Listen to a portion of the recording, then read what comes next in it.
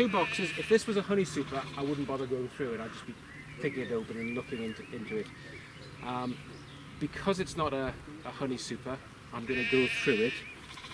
So I'm cracking the top, and again, the normal advice is as you crack the top, bit of smoke underneath, just let the bees know you're coming.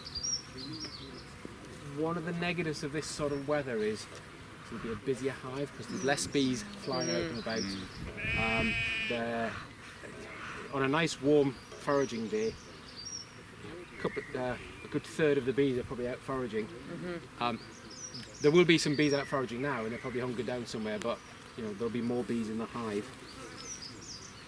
So undone that.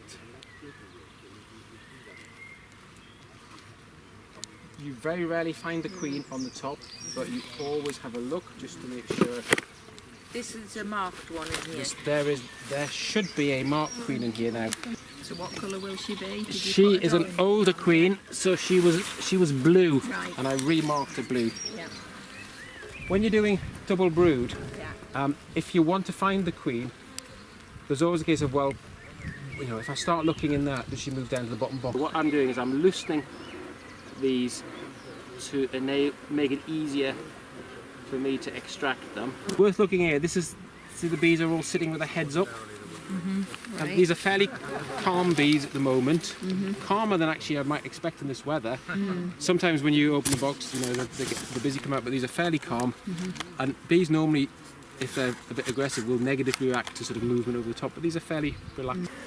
Now this frame is very heavy because it's got a lot of honey on it, but it's also got a lot of brood on it. So which one is the honey? The honey is the white stuff at the top there. And the other one is the brood. Is the brood, and you can see the liquid honey sort of lower down towards me. Oh yes. And there is pollen on there. If you just stand in, you can see pollen is the yellow, sort of sunken yellowness. And if you can all come and see, there is, when we did the disease session, talk about chalk brood. Yeah. You see there's a few white In the middle. cells where the larvae has been died and attacked by a fungus, and it's produced a sort of chalk mummy. So on that frame there, we've got the capped brood, which is the biscuit coloured, digestive biscuit coloured. We've got honey at the top, you've got yellow of the pollen, and there's the liquid honey, which hasn't been capped around the outside. I think the queen must have been in the other box because there's no... Oh, famous last words. I've just picked this out saying the queen must be in the box, and I've seen the queen as soon as I picked it up. They can make the workers, they feed the eggs, and the way they feed the eggs, they can make a new queen if they like. But because the new queen is so much bigger, she doesn't go in the normal holes. So these little bits are extra large nests for queens.